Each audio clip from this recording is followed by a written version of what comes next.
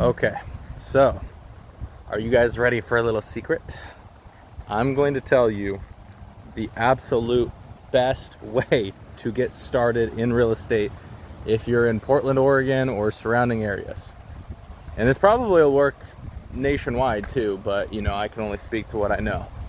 So recently, and I mean about 6 months ago, the federal government decided to back 5% down on multifamily properties up to 4 units, because that's still considered residential. Look at this amazing, this is what I walk by all the time. So if you guys are wondering, I do got a nice little spot. But yeah, I'm out for a walk by my favorite river, and I just had to make this video for you guys. So here's a hack. Here's how you do it. Brandon, how do I get into a 4-unit building? You have 2 of them and you've spent a bunch of money. I don't have that kind of money. Well, I didn't either, honestly, but I still made it happen, right? You got to do what you got to do. So here's the deal. When it comes down to it, I'm gonna take a seat. When it comes down to it, the best way to go about this, and you guys have it easier than I did now, right? Here's the deal. My first fourplex, I had to put 10% down. Okay, that's twice what you have to put down now, right? You only have to do 5%. I had to do 10. The second fourplex I just bought, 6-8 months ago or whatever, I had to put 20% down. Okay, so that's 4 times the amount that you guys can put down right now. So, I mean, I don't really have an excuse for you guys. It's literally cheaper than it's ever been to get into a multifamily property. So here's the hack. Multifamily properties are expensive. The ones that I found are in the high 6s, low 7s. You're probably going to be looking on market and paying realtors, so you're probably going to be paying more, maybe 800-900, maybe even $1 million, right? So how do you guys come up with 5% of that? Well, if you don't got 5% of that, find a friend. Find 2 friends. Find 3 friends. Because this is a 4-unit building. And I assume at least 3 other people that either pay rent or mortgages, right? Well, why don't you guys all buy in on a multifamily property? That's what I think. I think that's the smartest move right now. Interest rates suck right now? Yes. For people who are renting, will rents go up? Yes. If you get into a 30-year fixed loan product like you can with an FHA, will your mortgage ever go up? Nope. It's going to be the same thing forever. In fact, it can only go down, right? If you decide to refinance 5, 10, 15, 20 years from now, whatever, right? If you decide to refinance, you can refinance your rate higher. I wouldn't advise that.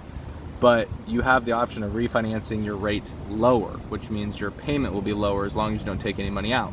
But here's the other thing too, right? Let's say you build up equity, right? You and your friends or tenants, right, pay down a chunk of that, $50,000, $100,000, right, over time. You guys can actually use that money. You can do a cash out refi, not only lower your payment, potentially, and or take money out and invest it, right? Or pay your guys' stuff back, right? Like if you each come up $20,000-$30,000 or whatever for the down payment, pay yourselves back. And then you're no money into the deal.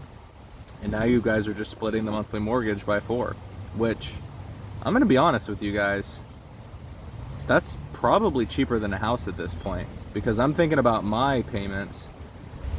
Even if my payment was $4,500 divided by 4, I mean, that's like what, $1,100, $1,200? Don't beat me up on the math, you guys, but it's like $1,100 or $1,200 a month. I don't know any mortgages that are doing that. Not in Portland, Oregon. Not anywhere in Oregon, really. You might be able to get a studio for $1,200 if you're lucky. So that's the hack, you guys. That's just my piece of advice. And honestly, if I had nothing, if I was at the very beginning of my journey, and I had to get started right now, and I know everybody's going to tell you guys, wait, the market's going to crash, interest rates are going to go up, they're going to go down, they're going to go sideways, so are the prices, right? But at some point, you need to get involved. You need to get into the market, right? You need to get invested into something, right? And it doesn't necessarily have to be real estate, right? You know I'm a real estate guy, but it doesn't have to be real estate. But that's what I would choose, and I think you're probably way more likely to benefit if you go the multifamily route. And I know it's attainable. I've done it twice, and I'm a nobody.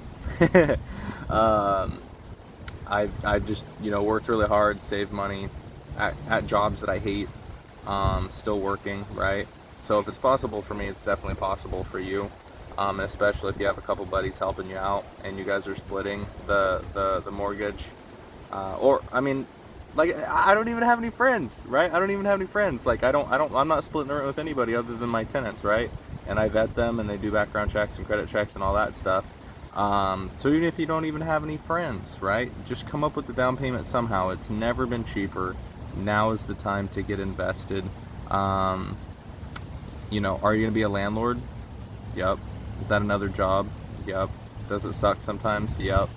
When things break, who's gonna have to fix them? You. Who are people gonna complain to? You. But who's also gonna be flipping your burgers? Them. Who's also gonna be, Ubering you around? Them. Right? So now's your chance. And again, nothing wrong with any of that, right? Like flipping burgers and Uber, that's all great, right? But you're gonna be doing that forever, unless you start building up assets. So that's what you need to do. That's my advice. Peace and love, you guys. Best of luck.